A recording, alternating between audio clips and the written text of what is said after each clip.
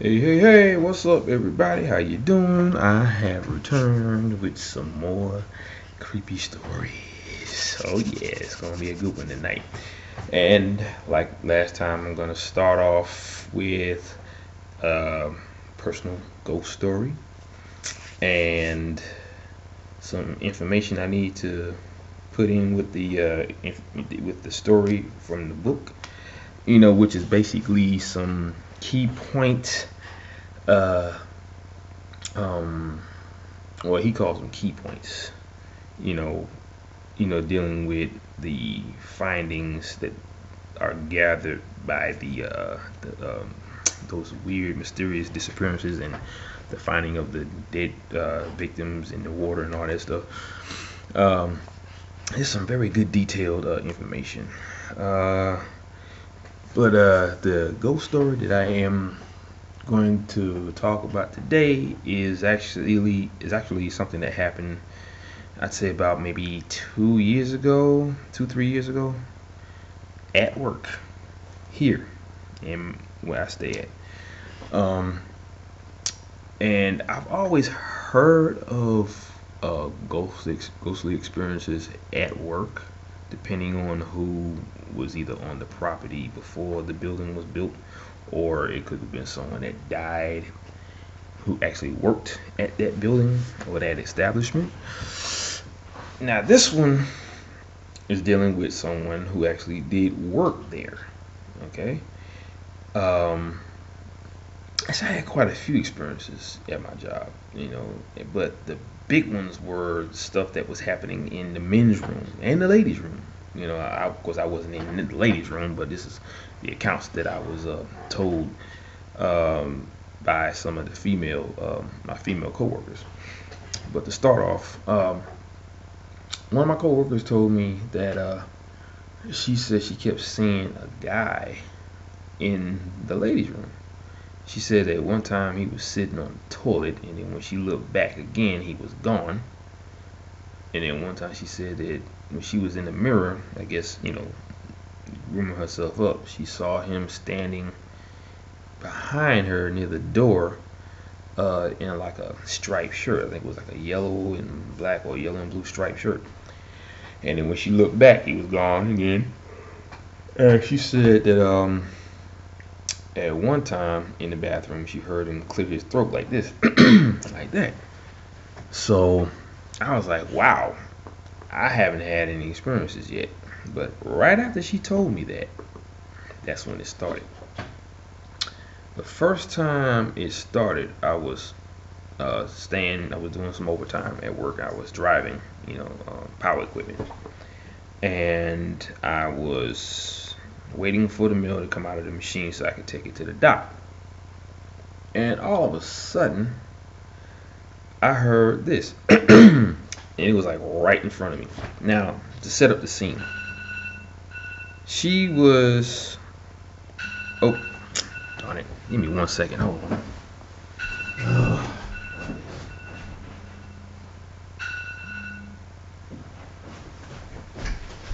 Sorry about that. That was the alarm on my phone.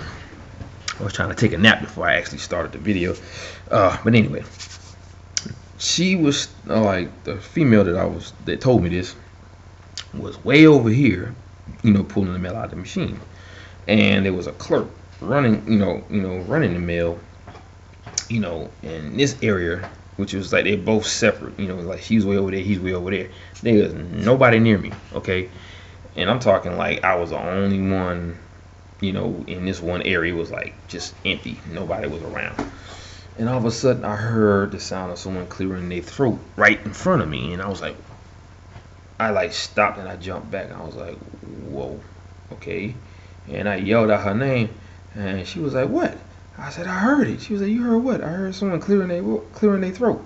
I said, I told you it was it. I told you I heard that. And she was right. I mean, I literally heard a very clear sound of someone clearing their throat right in front of me. And I was like, okay, because this ghost, whoever it was trying to make themselves known, and quite clearly. So as days went on, I started having other experiences. I was in the bathroom, doing my usual thing, and now I have an iPhone, and everybody who has an iPhone knows that an iPhone has a Siri uh, feature, and the only way to activate Siri is to press the thumb button, press and hold it, and you see that little like voice grid pop up at the bottom of the screen, and you speak into it, and Siri speaks back. Now, I went into the bathroom to take a leak. Okay, I was at the urinal. I put my phone at the edge of the sink, and then I went towards the urinal to take care of my business. When I finished, I came back to wash my hands, and I happened to look down on my phone, and on the screen, somebody had activated my Siri, and it said "Hi" on the screen, and I was like, "Whoa!"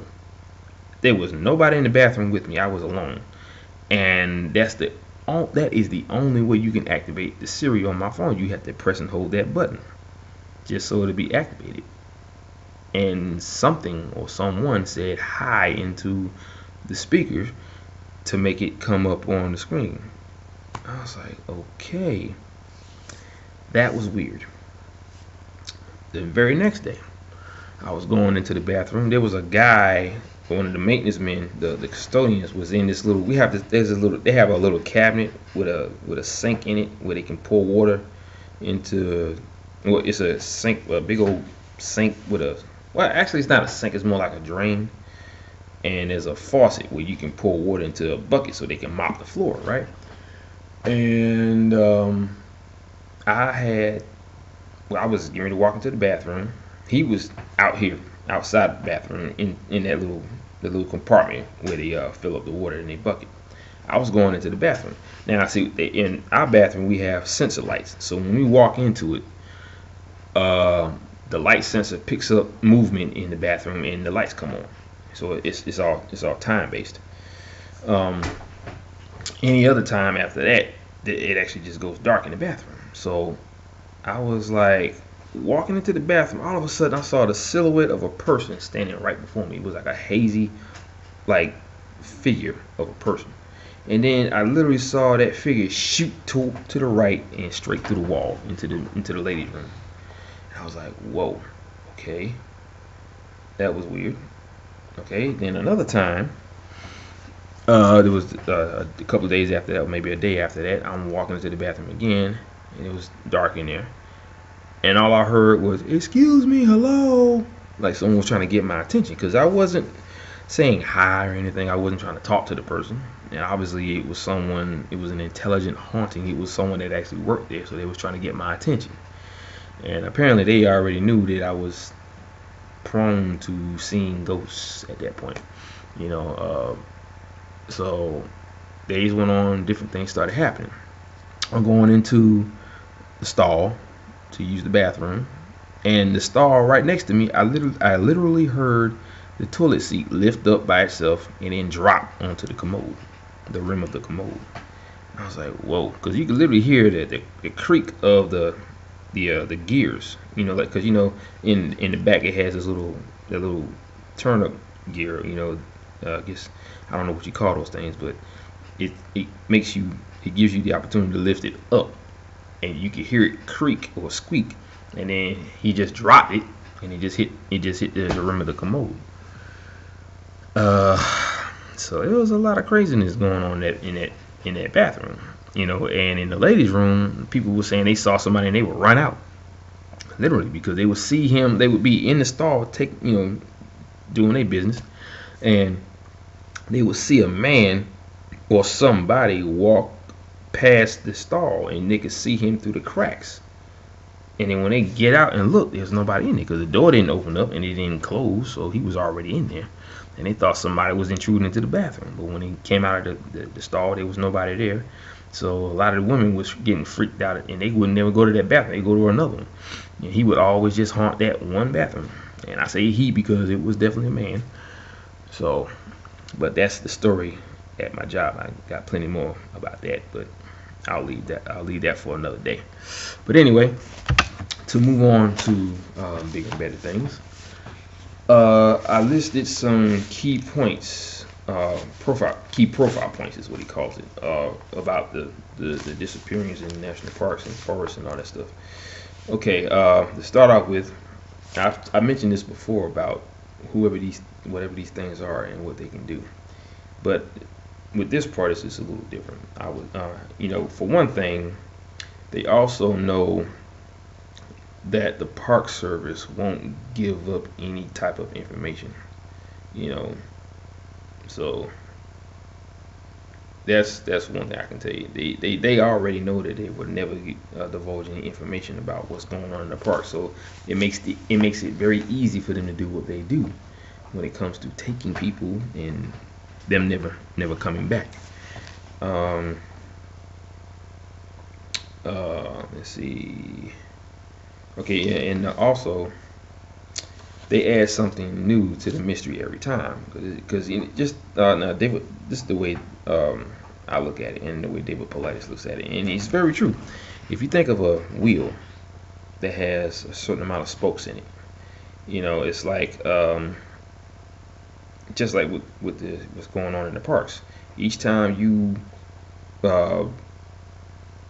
figure out what's going on, they add another spoke to the mystery, and they add another mystery to the mystery. It's like you figure out how they do things and the patterns and all that stuff, and then something else gets added to it. It's just ridiculous. It's ongoing, and it's never anything. It does create a pattern, but it's always something new every single time. It just doesn't stop. Also, let's jump to the hunters. Now, hunters, with them, and when they disappear, they are left alone. Like, say if they have an elderly person who's a hunter, some of them may not be able to walk or whatever, or they're too old to keep up with the people that they're hunting with. So what they'll say is that's all right, you stay here and we'll draw the deer to you. So they'll, I guess, like they say, they'll draw them to him and he can shoot at them and do what they do.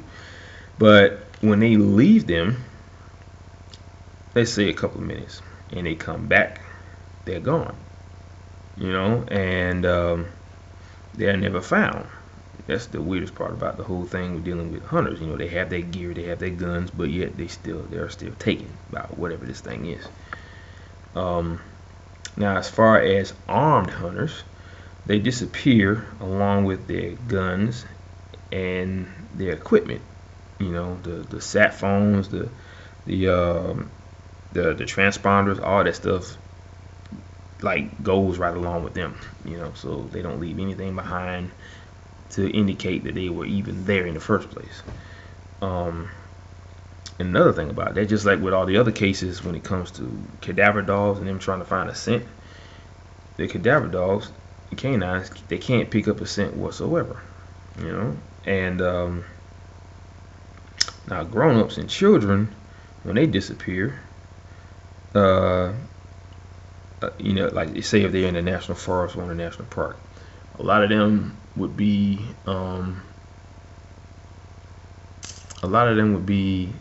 picking berries. And you see, that's another indication with a lot of these cases. A lot of children and a lot of grown-ups disappear while berry picking. That's a huge pattern in a lot of these cases.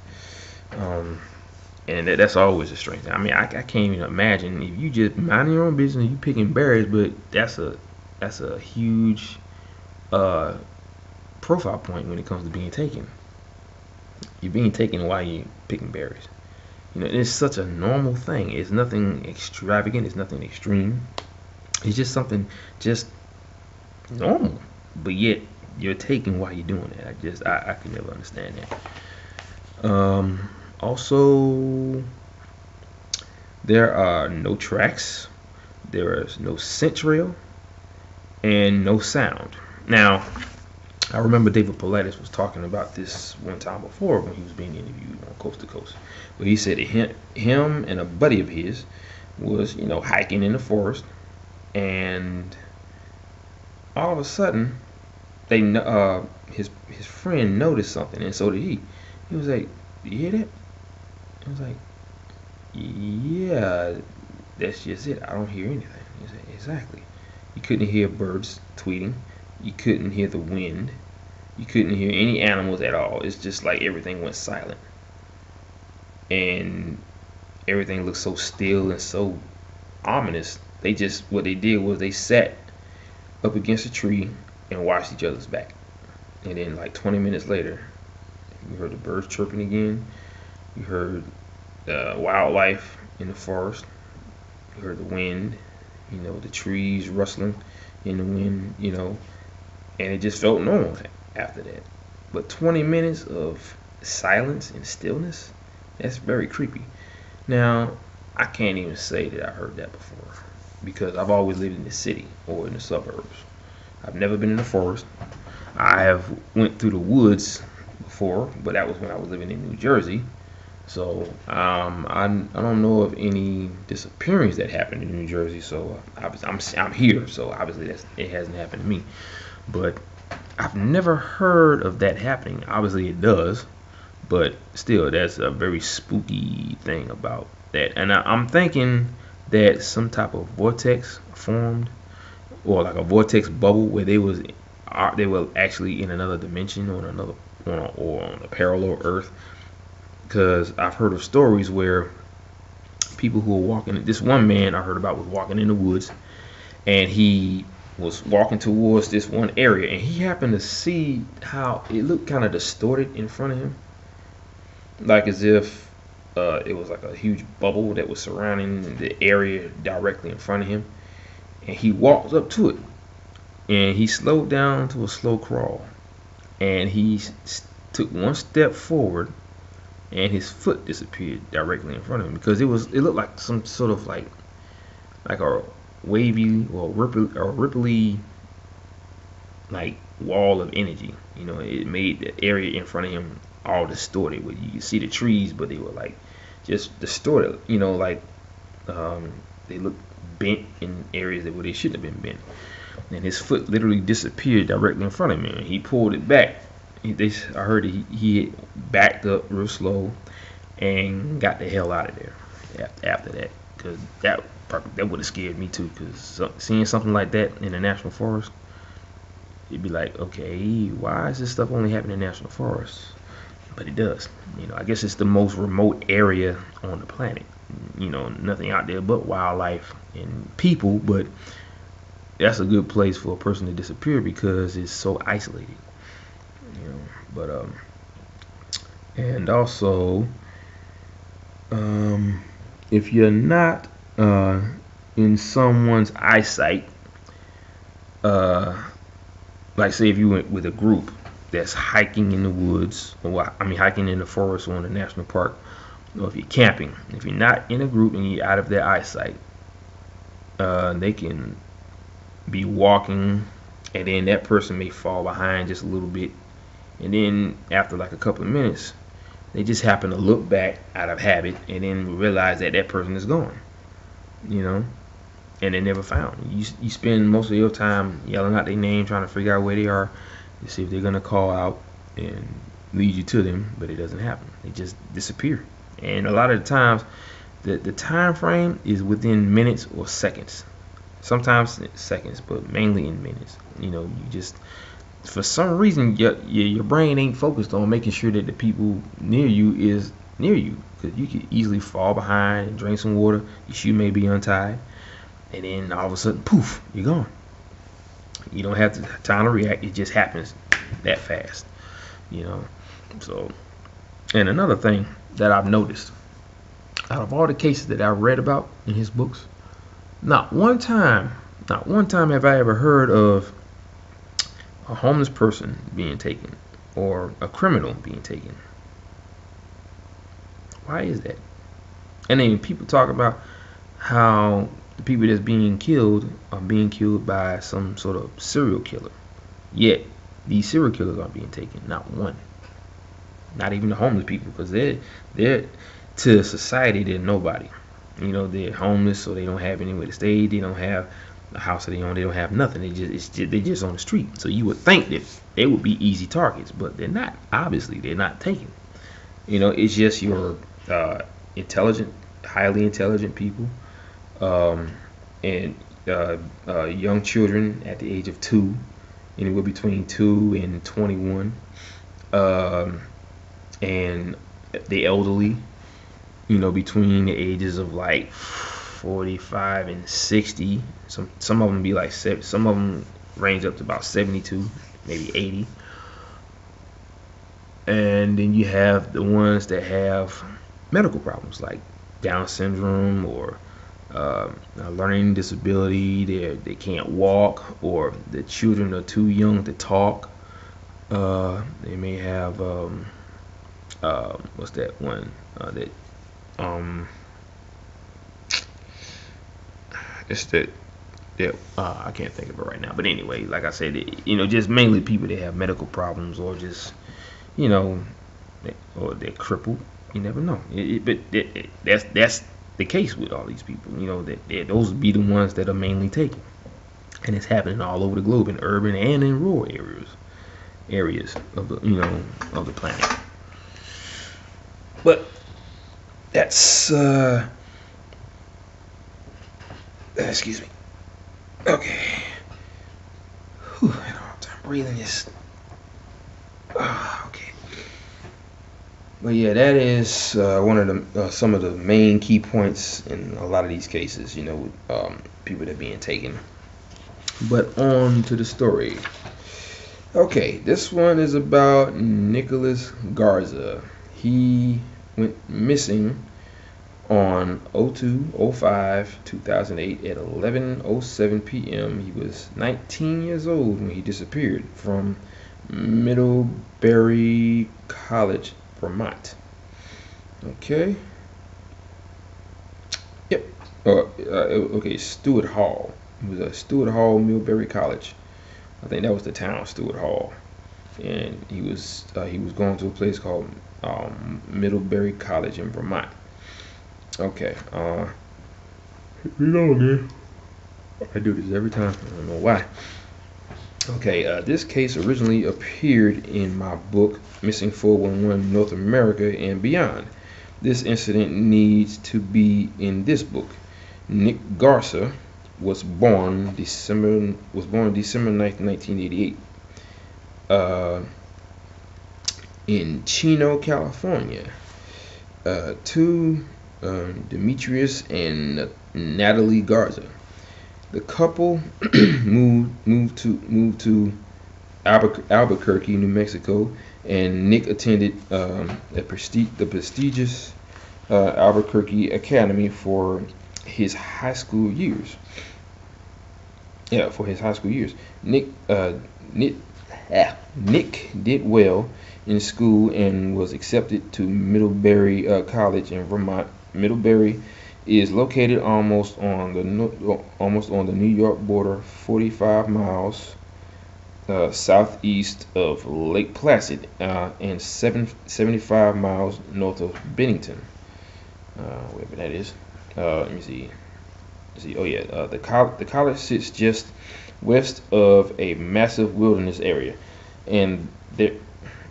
A massive wilderness area, and there are many other state wildlife areas in the immediate region surrounding the campus. Otter Creek flows along the eastern border of the school. Monday, February 4th was the start of winter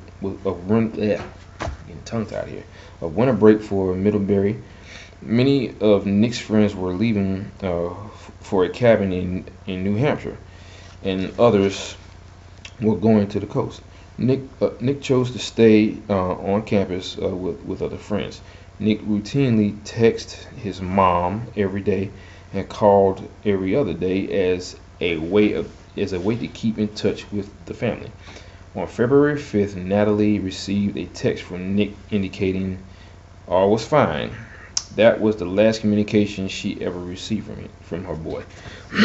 Investigators put together a timeline of Nick's activities after he texted his mom. One report indicated that Nick had purchased a bottle of liquor on February 5th. Surveillance tapes showed it was actually 3 days earlier. There were some conflicting reports about Nick's sobriety the night he last spoke to his mom. He did go between a few of the students. Oh yeah, a few of the student housing units. Excuse me. Hanging with friends and drinking. One group of friends said that Nick did not show any indication of being drunk, while others indicated he was a little tipsy. Nick's best friend stated that Nick had kept his wits about him. Eventually, Nick and friends went to a female friend's room in Stewart Hall. Nick's friend left after a while because he was leaving early the next morning for a trip to New Hampshire, to the New Hampshire cabin. Nick stayed behind. At approximately 11:06 p.m., Nick left Stewart Hall. In interviews with other friends, it was generally thought that Nick would head toward one of the other social halls, which would have entailed walking past St. Mary's Cemetery and other isolated and overgrown areas of the campus. Nobody knows exactly where Nick went when he left Stewart Hall, but he was over one half mile from Otter Creek at this point. On the morning of February 6th, a large number of Nick's friends left for the mountains. With so few students on campus, nobody recognized the fact that Nick didn't arrive back at the room after leaving Stewart Hall. Natalie, his mom, was trying to call Nick and not getting an answer. Investigators checked the weather patterns in the early morning hours of February 6th, and found there was rain and snow that started at 3:42 a.m. The earliest probable time a search would have started if Nick's friends had been on campus and realized he was back. He wasn't back. A friend of Nick's, Taylor Swift. Anyway, couldn't contact him and got worried. He called the police and reported him as a missing person. Natalie Garza got more and more nervous with each passing day, and eventually traveled to Middlebury to help organize the search. The formal effort to find Nick didn't start until February 11th, 6 days after he was last seen. Natalie pushed the Middlebury police and campus officials in her attempt to find her son. At the height of the effort to find Nick, there were other 50 organizations assisting in some way to locate the young man. Police investigators reviewed Nick's emails, computer hard drive, and phone logs in an attempt to locate some clue as to the cause of his disappearance. Natalie arrived in Middlebury on February 12th, and the following day, she noticed that officials were concentrating their efforts. I must be fatigued. Their efforts on a thickly wooded area adjacent to St. Mary's Cemetery. She didn't get a clear answer why they were doing this. The Vermont Independent Voice on April 9th, 2008, ran an article about the search for Nick and interviewed Middlebury Police Chief Tom Handley. Here is that portion of the interview. Somehow opinions have been developed out there that we just assumed he got drunk, walked out into the snow and disappeared. I have told the family 100 times to the contrary, and this is not the case. It has never been the case. The chief stated that this case consumed over 3,000 hours of investigative time and effort, representing 30 different officers participating. According to the police, up until this point, they had conducted over 35 separate search operations of ground and water that radiated out from the region of Allen and Stewart Halls.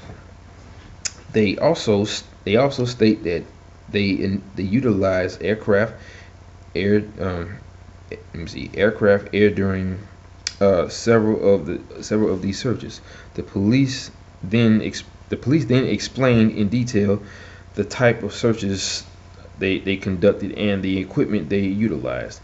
Here is the exact quote from the original police report. During the course of these searches, various specialized assets were utilized, including 6 K9 teams trained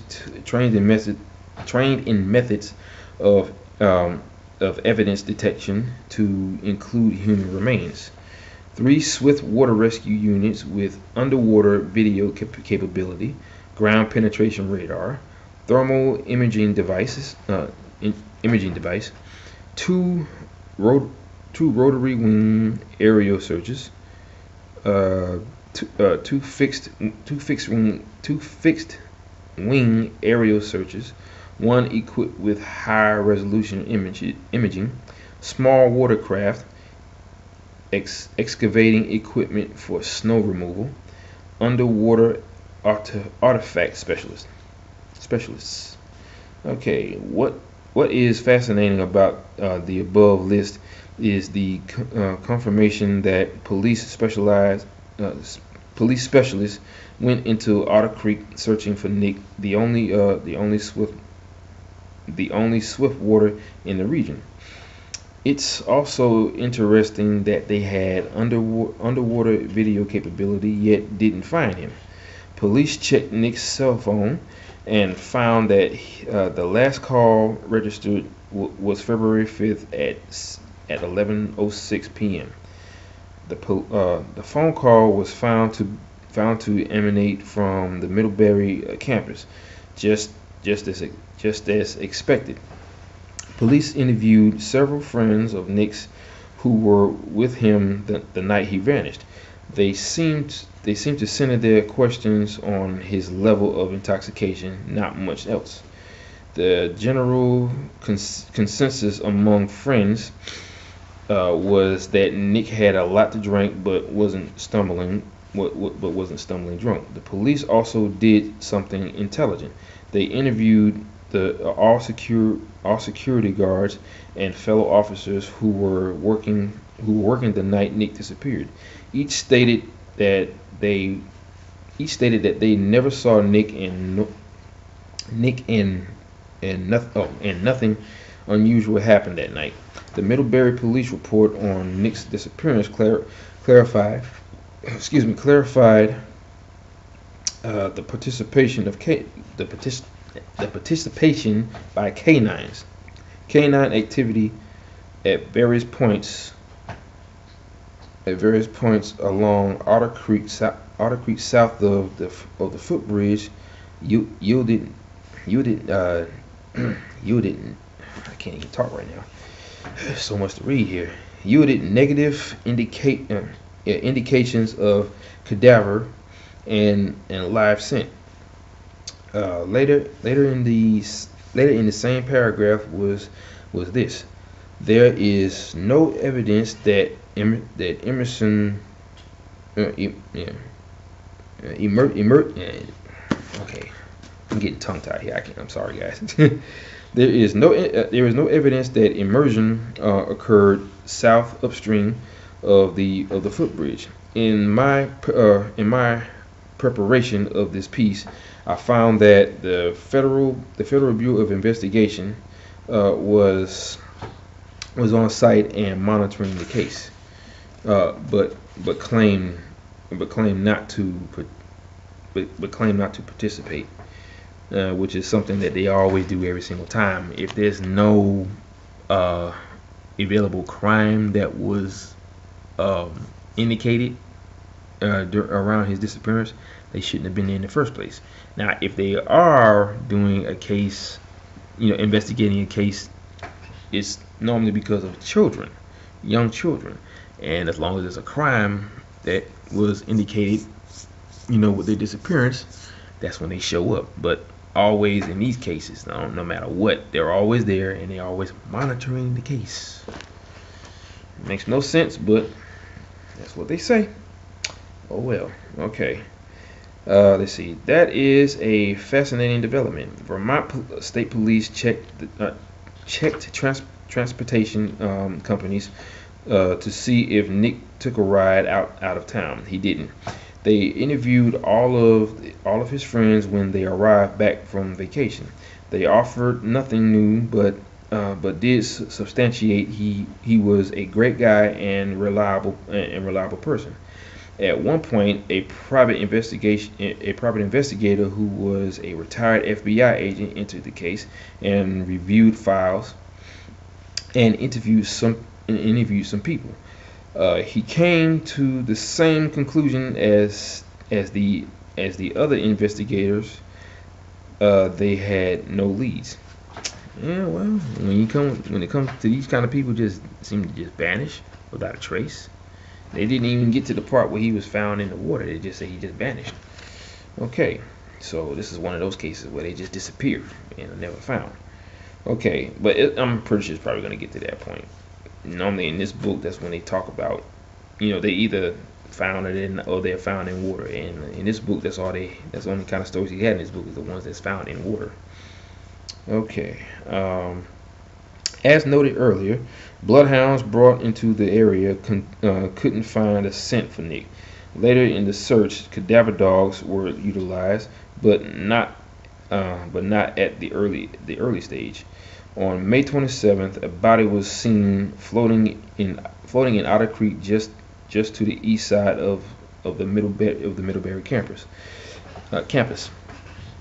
In a very short amount of time, the area around the creek looked like a major crime scene. Investigators retrieved the body and found Nick's wallet and cell phone in the pockets. That's the first time they actually found a cell phone that was actually on the person. Now, whenever I read a story in this book, the phone was always found away from the body. It was either smashed or it was just there. So this is the first time I read a book where the cell phone was actually on him. So I guess that's like I said. Every time a new you got a wheel with a lot of spokes, another spoke is always added to the mystery, and that's what this is. Okay. The coroner confirmed it was Nick. The police report summarized on May 27, 2008. The remains of Mr. Garza were located beneath the log debris pile in Otter Creek, adjacent to the base of the falls. Okay, now see, this is another thing. I've heard of other people being found underneath a log. Now think about it. If you got a person that is found dead and they're underneath a log, but you got helicopters flying overhead using infrared cameras, all kinds of stuff, and spotlights. If they're using the infrared camera and they're underneath a log, they're not going to detect the heat signature of the body itself. The log alone doesn't really conduct heat, especially at night when it's cold. You're gonna get a cold spot, but you're not gonna be able to see what's underneath the log. Now, it would have to be neatly placed, or the body would have to be like this here, arms to the side and legs together. So when they place the log on top of the body, it's the limbs are not sticking out, so you're not going to be able to see it anyway, because you got the cold ground and you got the cold log itself. So all of that is used as a cover when using infrared cameras, and see, they know that too. So they were very detailed about that. They made sure they cover all the bases. If they're using infrared cameras and FLIR cameras, They got to make sure they put the body in an area that can't be detected by a heat signature. So that means you put the body in a cold area and place something that will be only looked at as a cold spot on top of the body, which will be a log. Very smart, yet very devious. Wow, that's crazy. Okay, let me see. Remains beneath the log debris. Jason. Okay, the remains were transported to the office of the chief medical examiner, the OCME. That's the abbreviation for it, of course. Okay, in Burlington, in Burlington, Vermont. An autopsy of Mr. Garza's remains was performed on May 28, 2008 by Dr. Elizabeth A. Burndock, MD. Burndock, MD. Examination of Mr. Garza's body showed no external lacerations, including defects in the left thigh. In the left thigh, hip, possibly left thigh, hip, possibly the result of post-mortem snappy turtle bites. Okay.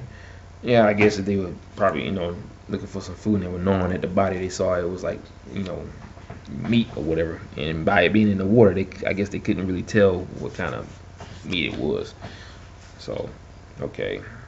And you got, snapping turtle bites, fractures, and puncture wounds.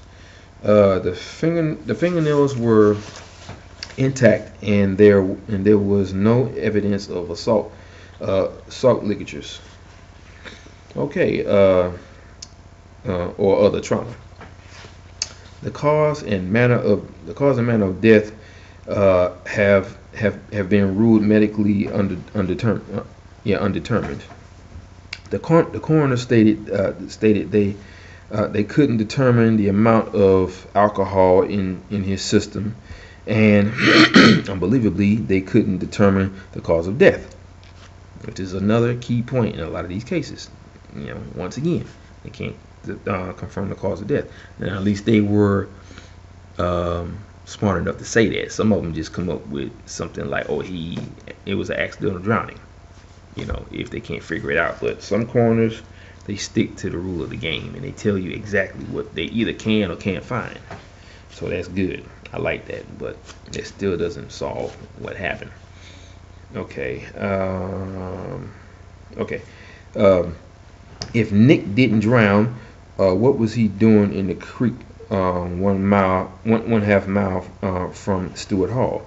The coroner's report made it clear that they had no idea what took Nick's life. The location of Middlebury College does intrigue me. It sits almost on the New York state line and very close to the Adirondack cluster of missing people, just north of one of the largest clusters of the missing in Bennington. Natalie Garza publicly stated that she felt there was some foul play involved in Nick's disappearance. I would agree, but the foul play, I can guarantee you, was not done by a human, or a human of this planet, or this dimension rather, or even this earth, or this plane. Somebody from another dimension, or another paler earth, or another reality, where they're able to use more than 30% of their brain's capacity, maybe even 100%. So they're able to do all these crazy things that can't be explained by us, because obviously we are inferior to them. They can't be caught, obviously, because this stuff has been going on for centuries, hundreds of years. And the patterns just keep growing and growing and growing. It's always the same thing. Sometimes new stuff pop up, that is added to all of the craziness, but still, it is not a human. I can guarantee you that. And if it is, that human doesn't live here on this earth. It is from another parallel earth, another dimension, another reality, where science fiction, anyway, what science fiction and uh, anything else that is unexplainable to us is a reality where they come from. So that's my take on that. But anyway, uh, I don't have the proof, but I just know that's what it is. Okay, where we at? Okay. Okay. Why would Nick be anywhere near the creek on a cold and blustery night when he could have been with friends in a college environment? The night he vanished, he was like the perfect storm of disappearances. Too many pieces, which gave the opportunity to find Nick almost zero possibility. Excuse me. Just seemed to fall into place. Rain and snow hit the area the night he vanished. Nobody recognized at the campus that Nick was missing. Nick's body was found near the rocks, near falls on the creek. If the body were in a fast moving creek for over 3 months, what are the chances that his cell phone and wallet would have remained in his pockets? An example of how perplexed the investigators were in Nick's disappearance. His case was spotlighted in America's Most Wanted. With John Walsh. I never saw that, but now I never really watched America's Most Wanted anyway. So, I probably would have to look that up, if I on YouTube on this channel, right? Not on this channel, but on YouTube itself, just to see if they still have it on file. So that would be great if I could look it up and I could find it, But anyway, okay. There were no important leads discovered after the airing. But it is an indication of how police were scrambling for the clues to understand what had happened. The Middlebury police closed Nick's case with no further action taken. Okay, so on that part. But yeah, it's very weird because there was a lot of key points with his disappearance that, like he said, was adding up. Okay. You got the fact that it rained the same night he disappeared. You got the fact that nobody saw him when he left. Nobody knew he was even gone because most of his friends went to that cabin, in New Hampshire. All right, so the ones that stayed behind saw him that night, but after that, that was it. Nobody knew where he was after that. He just got up and just left. Now, whatever he said before he left, because with a lot of them cases they always say stuff like, oh, I'm getting kind of tired, so I'm just gonna get up and go. Now I don't know if he just got up and went, or he said that he was tired or he wasn't feeling well. Who knows? But let me see. I'm gonna try and go back to when his friends last saw him. Okay, let me see. Eventually, Nick and his friends went to New Hampshire. Nick stayed behind. Approximately, Nick left Stewart Hall. Okay, this is the part where he said he left Stewart Hall. In interviews with other friends, it was generally thought that Nick would head toward one of the other social halls, which would have entailed walking past St. Mary's Cemetery and other isolated and overgrown areas of the campus. Nobody knows exactly where Nick went. Okay, so somewhere between the time when he left that place with his friends, let me see. Oh yeah, he stayed behind while they left. So nobody was around that knew that he left. He just up and just left to go somewhere else. Apparently, they thought maybe he would have been going to one of the other halls. So everybody else, they was already gone. He stayed behind, and he left shortly after, around like 11:06 p.m. So, yeah. At that point, there was nobody around. So nobody knew that he even left. They just know that he stayed behind. And he just left on his own accord to go somewhere else. Where he was actually going, nobody really knows. They thought that he would have went to one of the other halls, like it said in the book, but he didn't. So somewhere between point A and point B, he vanished and then ended up in that creek. So yeah, people, very strange stuff. Very, very, very strange stuff. Now, to note, I was looking at the analytics on my channel about who's been what state or what country's been watching my videos, and it runs from the United Kingdom, United States, all the way up to Finland. So I wanna say something to all my Finland people, all of my United Kingdom people, and Australia. Thank you once again for watching my videos, and tell your friends about me in those areas, Finland, or wherever else. If you're watching my channel, tell your friends about me. And if you like my videos, like and subscribe. Hit me up with a comment below in the comment section. And let me know what you think. And if you got any theories, like I tell everybody, email me, which is gonna be in the description box below. So you'll be able to you'll know where to find me. So hit me up with an email, or hit me up with a comment, to let me know what you think. And if you got any theories of what you think may be happening, I'll be glad to hear it. And I can use that along with the videos. Okay, and I'll give you your credit, of course. Don't worry about that. I'm not that kind of person. I'm not about that life. I don't do stuff like that. But anyway, yep, that's my time on this video here. I hope you guys enjoyed what I had to say and thought about the theories that I've come up with these cases. But in light of all that, it's like I said before, the theories that we come up with are the evidence to solve what is really happening, because the evidence takes us into the unknown, okay, and into the unexplainable. So now, if we are fans and advocates of the unknown and the mysterious and alien, UFOs, all that stuff, all that good stuff, we can pretty much determine what is really happening to these people. That's what I do, And the one thing I've noticed about a lot of these situations, these disappearances, is that whoever is doing this adds all of these details to the killings.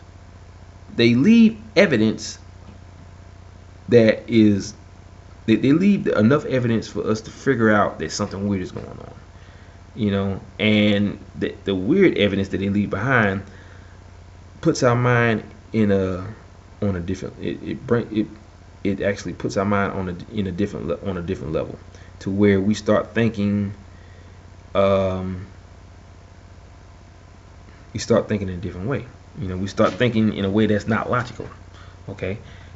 And so we start talking about stuff like, dog man, Bigfoot, or portals that leads to another dimension, or another parallel Earth, or another reality, where all this stuff is actually fact, like Bigfoot, werewolves, all that stuff, because you would think that's where all these creatures come from. They come from that realm, and they somehow are able to get to our realm, our reality, our plane. So they can probably slip in and out at will. They probably have that ability. So just like how whatever it is that's killing these people have the ability to cloak itself and make itself invisible. And I often said, I was talking to a friend of mine about people who don't have a recollection of what happened to them, like the ones that come back and they don't have no memory of what happened, but they still don't want to get help, like hypnotic regression, so they can find out what really happened to them. Now, I noticed, I was talking to a friend of mine because she is I won't say an expert, but she took up psychology classes, and she told me that no one really loses their memory. It's just they were just traumatized, and the memory got pushed back so far into their mind that they can't bring it out. So even though you can't remember what happened, the fear is still there, and something bad happened to you, but you just can't bring that thought forward to find out what that was that scared you so much. They were traumatized enough to forcefully get rid of that image in their mind of what happened, which is something that, you know, something that happens to a lot of people. You get traumatized and things just kind of, it changes. But in that case, like I said, that I think that's the reason why Stephen Kubacki did what he did. You know, he didn't have no memory of what happened, but the fear was still there. The fear was still there. So the memory is there. It's just locked up in the back of his mind somewhere, in his subconscious. Now, if he was to bring that forward, we could figure out what really happened to him, and he could probably help a lot of people that went through the same thing he did, because he was one of the few that actually came back from all this. Now, think about it. They followed footsteps all the way out into the middle of Lake Michigan. I believe that's where it was, Lake Michigan. And if not that, it was another lake, I'm not sure. But anyway, and then after that, the footsteps just stopped right there in the middle of the lake, and it was frozen solid. So he couldn't have fell through, because it would have shown that he fell through. There would have been an opening there, or probably like a scoop in the ice where it froze over after he fell through. But they said 14, I think they said 14 months later, that's when he just pops up out of the blue. So it's obvious he was abducted by aliens. He was that you know, that little beam shined on him, and it raised him up into their craft, and they kept him for 14 days and just placed him somewhere in a field that was, like, I think they said 700 miles away from his father's home. So, you know, that right there, that's typical abduction right there of aliens.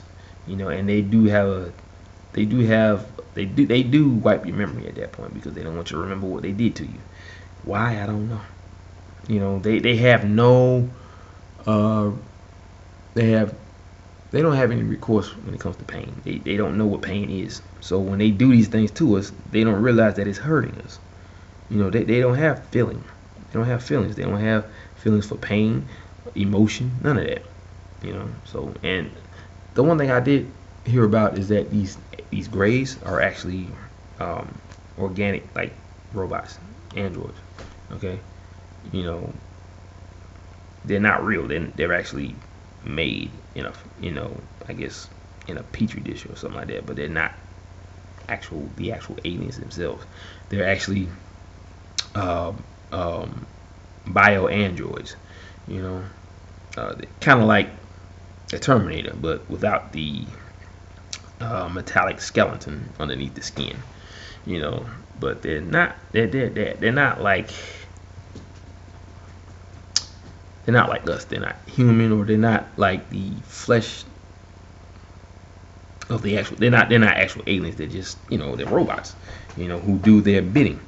You know, so that's why they don't have any feeling. Now the other ones, the bigger ones, I think they have the small ones, like the ones that's like 5 feet high, and they have the real tall ones. Those are the ones that have the actual feelings, where they use their mind.